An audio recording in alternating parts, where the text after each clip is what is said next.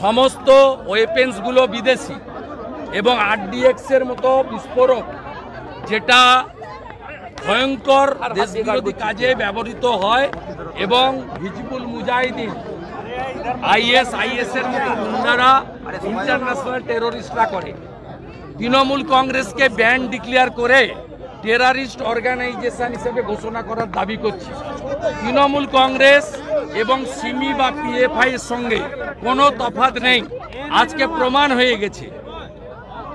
হয়ে গেছে এই রাজ্য যতুগৃহ, আমডাঙ্গা, এগরার খাদিকুল একাধিক বিস্ফোরণের ঘটনা যা সবাই ট্রেলার দেখেছিলেন।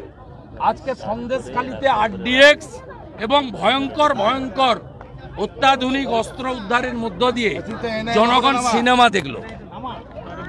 Mamata Banerjee sole responsible. মমতা ব্যানার্জিকে গ্রেপ্তার করে তৃণমূলকে জঙ্গি সংগঠন হিসেবে ঘোষণা করার দাবি রাজ্যের বিরোধী দলনেতা করছে। লোককে ভয় দেখিয়ে জমি লুট করা, লোককে ভয় দেখিয়ে অর্থ আত্মসাৎ করা, আর বিনিময়ে পঞ্চায়েত ভোট লুট করো, পৌরসভার ভোট লুট করো, বিধানসভার ভোট লুট করো, লোকসভার ভোট লুট করো, আকাশ রানীকে ক্ষমতায় রাখো আর তার ভাইপোকে মাল কামাতে লুটতে সুযোগ করে দাও।